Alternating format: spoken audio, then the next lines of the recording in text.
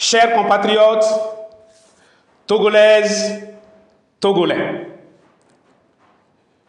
vous vous en doutez certainement, je ne viens pas, cette fin d'année 2025, vous présenter mes vœux de bonne et heureuse année.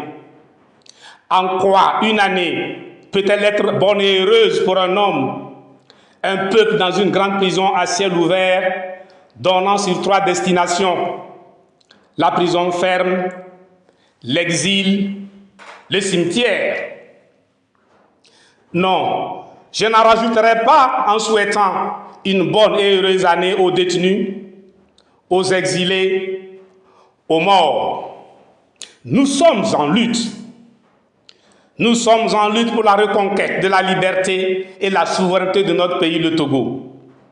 N'est-ce pas la liberté qui donne vie à la vie? Alors, je vous prie de bien vouloir recevoir la présente adresse à la nation comme un ultime appel venant de la mère patrie martyrisée qui saigne depuis plus de 62 ans. Nous sommes fiers de notre devise, c'est vrai. Fiers de notre beau drapeau, c'est vrai. Fiers de notre hymne national, c'est vrai. Bref, nous aimons notre pays, le Togo, dont nous sommes fiers. C'est un fait absolument incontestable. Cependant, au-delà, quel est le sens et la portée des symboles nationaux exhibés par un peuple à la liberté confisquée dans un État sans souveraineté? Quelle fierté pour un peuple arborant les symboles d'un État non souverain? Quelle est notre fierté en tant que Togolaises et Togolais à brandir les symboles d'un Togo non indépendant, non souverain, soumis à une dictature militaire monarchique absolue? Ne perdons jamais de vue le fait que le patriotisme réside dans l'action, dans l'intérêt supérieur de son pays. En dehors de l'action, point de patriotisme. En ce sens, il n'existe pas de patriotisme passif.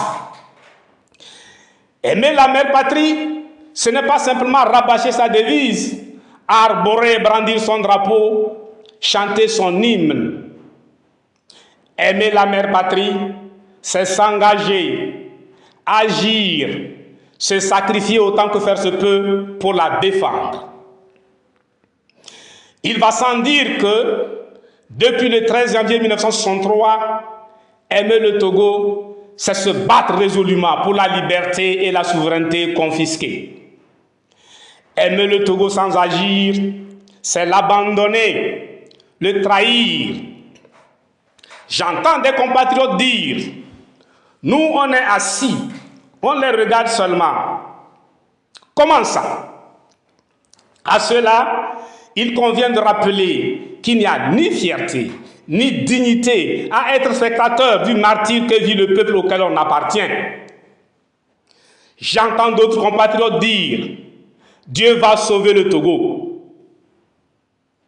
Ne faisons pas dire à Dieu le Créateur ce qu'il n'a ni dit, ni suggéré à travers la création, source inépuisable d'inspiration, de connaissances. Ainsi que j'ai eu à le rappeler souvent, certes, maître suprême du processus, Dieu le Créateur agit, mais la germination est l'œuvre de la graine semée, l'éclosion, l'œuvre du poussin, le travail débouchant sur l'accouchement, l'œuvre du fœtus. Dieu agit, mais en aucun cas il ne descend. Dieu ne descendra pas exceptionnellement pour le Togo. C'est pourquoi je persiste à croire fermement que celui qui se met à prier sans agir finira par nier l'existence de Dieu, tandis que celui qui agit sans prier est dans la négation de Dieu. J'entends d'autres encore dire, de toute façon, ça va finir un jour. Oui, bien sûr, mais cela ne nous apprend rien, puisque tout finit par finir. Le problème, c'est jusqu'à quand et comment. Ne voyez-vous pas qu'avec Gnassingbé Faure, Gnassingbé Eyadema, qui s'est tout simplement métamorphosé, n'est pas mort. Nous, on est assis, on les regarde seulement. Dieu va sauver le Togo. De toute façon, ça va finir un jour. Plus que défaitiste, en prônant l'indifférence, la résignation, ces discours engagent inexorablement le peuple dans un processus de suicide collectif. Or, il reste constant que, dans l'histoire de l'humanité, il n'y a pas de dignité pour un peuple sans défi relevé en tant que peuple comme un seul homme. Ayant parfaitement conscience de l'enjeu, celui de la liberté, la souveraineté à reconquérir, nous soutenons partout et toujours, haut et fort, que nous sommes un peuple souverainiste et qu'en tant que tel, le combat que nous menons contre la dictature militaire monarchique absolue au Togo est un combat souverainiste à l'instar de celui qu'a mené le peuple togolais sous le leadership patriotique souverainiste de Sylvanus Olympio. Mais lorsque nous le proclamons, le monde entier nous entend et comprend parfaitement le sens et surtout la portée de notre propos. De ce fait, il est capital pour nous de prêter l'oreille à l'écho de notre propre déclaration. Car ce discours sincère, fier et légitime qui est le nôtre, a son pendant obligatoire, son écho qui nous dit: alors, peuple togolais, seul, libère-toi toi-même. Voilà l'écho qui nous revient de notre propre voix. Ne nous voilons pas la face. Un peuple qui nourrit l'espérance, l'espoir d'une aide à la liberté, à la souveraineté, remplit par là même la condition sine qua non de la perpétuation de sa servitude. Cela n'a absolument rien à voir avec la méchanceté, la morale. C'est comme ça. Le droit international n'est pas inféré de la vision kamite du monde. Je regrette. Le peuple togolais doit le prendre comme ça, d'autant plus que, dans une situation d'adversité, dit un proverbe africain, celui qui parle haut et fort doit s'assurer de sa force. Ainsi, en tant que peuple, il pèse sur notre tête l'impérieux devoir patriotique d'assumer notre fierté pour nos symboles nationaux, notre amour pour la mère patrie, le Togo, l'autorité de notre voix de peuple souverainiste menant un combat souverainiste. Par devoir patriotique, au nom de la dignité, cela revient à achever ce que nous avons commencé, c'est-à-dire couper la tête au serpent que nous avons tué, puis nous baisser pour reprendre la liberté, la souveraineté, afin que nous puissions enfin respirer dans ce pays qui est le nôtre. Chers compatriotes, Togolaises, Togolais, je puis vous assurer que l'espoir est garanti, puisqu'en dépit de la terreur, la répression féroce, la violence militaire portée par les forces armées togolaises, FAT d'un côté, la violence politique du système CCP déterminé entêté de l'autre, soit la solidité du tandem funeste FAT-CCP, le peuple togolais est parvenu à tuer le serpent. Et puis, nos compatriotes qui, malgré mes alertes successives, persistantes, doutaient encore du système de contribution, de collaboration et de participation CCP et de son extrême dangerosité pour la lutte de libération, en ont la preuve tangible et irréfutable avec la fameuse 5e République. Désormais, leur conviction est définitivement faite. Représentant au sens comptable du terme le bilan de la contribution, la collaboration et la participation, la 5e République est l'institutionnalisation du système CCP. N'est donc pas étonnant le fait que tous les acteurs du système CCP se retrouvent dans la 5e République, une véritable société commerciale dont le capital est le Togo. Dès lors, on peut facilement dresser la liste des occupants du car Togo volé le 13 janvier 1963, installés confortablement malgré la 5e vitesse qui, du fait du rejet total par le peuple togolais, refuse de passer.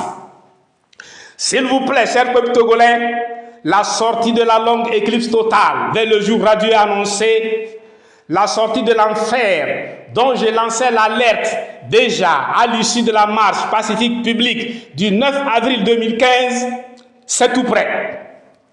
Il nous suffit de couper la tête au serpent et ça y est. Allons-y en tant que peuple de Saint-Cassé-à-Néon, de Bagua à Tingassé, partout dans la diaspora. Focalisons-nous sur la porte de sortie. Dans cette phase ultime de conclusion de la lutte, évitons de tomber dans le piège du cercle de division de la famille Gnassingbé. Ne nous faisons pas la guerre de peuples, de régions, de préfectures, de villes, de localités, de professions, de religions et que sais-je encore, ayant le plus contribué à la lutte de libération et qui, de ce fait, ont le plus été victimes en termes de blessés, de prisonniers politiques, d'exilés politiques, de morts, oubliant que la cause défendue est la même, à savoir la libération du Togo, notre mère patrie à tous. Dorénavant, il est capital pour chaque Togolaise et chaque Togolais d'intégrer définitivement deux évidences. La première évidence est relative à l'existence de l'homme symbole du martyr du peuple togolais sous le régime Gnassingbé, la dictature militaire monarchique absolue. La deuxième évidence porte sur le fait que cet homme symbole n'est d'aucun peuple particulier du Togo, d'aucune région, d'aucune préfecture, d'aucune ville, d'aucune localité, d'aucune profession, d'aucune religion, etc. Il est tout simplement togolais, africain. Du président Sylvanus Olympio, ce petit matin du dimanche 13 janvier 1963, jusqu'au dernier en date, tous les blessés, y compris les handicapés à vie, tous les prisonniers politiques, tous les exilés politiques, tous les morts dans le cadre de la longue lutte de libération du Togo doivent être considérés comme constituant un seul corps, un seul et même homme. L'esprit du peuple togolais est appelé à concevoir, abriter et porter pour l'histoire cet homme symbole du martyr du peuple togolais en attendant sa matérialisation à travers un monument digne de ce nom. En tant que peuple en lutte, nous devons à tout prix éviter le piège de la lutte à tour de rôle tendu par le régime. Au cours de la lutte, en telle année, c'était nous. Vous aussi, allez cette fois-ci. Nous avons déjà assez souffert. C'est votre tour à présent. La lutte de libération à tour de rôle est franchement suicidaire. Retenons que, face à la tyrannie, il n'y a que nous, peuple togolais. Supprimons de notre vocabulaire de stratégie de lutte le vocable « essai ». Nous aussi, nous allons essayer. Non, face à un régime comme celui qui est en place au Togo, on n'essaye pas. L'essai, tout comme l'improvisation, est fatal. De même, nous devons éviter la lutte par des actions sporadiques localisées. Quel que soit l'éclat des actions sporadiques localisées, elles ajoutent au martyre du peuple sans couper la tête au serpent. La lutte à tout rôle, les essais, les improvisations, les actions sporadiques localisées conduisant à la course, à la réservation de dates sur le calendrier, retardent la conclusion de la lutte de libération du Togo. D'aucuns récusent la stratégie de lutte basée sur la non-violence, le pacifisme. Nous y nous soutenons ce qui suit. Les manifestants sortent les mains nues, mais les militaires ne sortent pas les mains nues. Ils sont armés et ils les blessent, les emprisonnent, les tuent. Qu'est-ce que c'est que cette stratégie de fou, s'offusque-t-il? De deux choses l'une. Ou bien ils sont en mission pour le pouvoir, dans le but de canaliser des concitoyens vers l'abattoir, un mot privilégié du lexique du régime, ou alors, tout en confondant force et violence, de bonne foi, en toute honnêteté, concédons-le, ils ignorent trois réalités. D'abord, ils ignorent ce qu'est l'appareil d'État. Ensuite, ils ne savent pas ce qu'est réellement la dictature militaire. Enfin et surtout, ils n'ont aucune idée de ce qu'est véritablement le régime Gnassingbé que nous combattons. En tout cas, moi je le combats depuis juillet 1989. Aujourd'hui, cela fait 36 ans révolus. Chers compatriotes, Togolaises, Togolais, dans la vie de tout État, grâce à sa taille et à la densité de sa population, la capitale compte énormément. En Afrique particulièrement, déterminante dans le processus de démocratisation, la position portée par le peuple de la capitale finit toujours par l'emporter. De ce fait, en ce moment où, avec votre indulgence, j'annonce le lancement de l'opération Couper la tête au serpent, je ne peux me priver d'insister pour la énième fois sur le rôle de tête de pont que doit jouer Lomé, la capitale, dans l'état hyper centralisé qu'est le Togo. En tant que capitale, Lomé est la tête, le chef des villes du Togo en quelque sorte. Principale ville du Togo, Lomé est essentielle. C'est la ville à la tête du Togo où siège tout le pouvoir. Tout est à Lomé. Capitale politique et capitale économique, Lomé est la ville de loin la plus importante du Togo. À ce titre, dans la lutte de libération du Togo, la responsabilité première de Lomé reste engagée. Avec son poids démographique réel, soit le quart de la population totale du pays, Lomé, un condensé du Togo, apparaît comme le Togo en miniature, capable de décider en entraînant avec lui tout le pays et la diaspora. Certes, la démocratie au Sénégal doit au peuple sénégalais tout entier, mais particulièrement à Dakar, la capitale. Si Dakar résiste, le Sénégal résiste.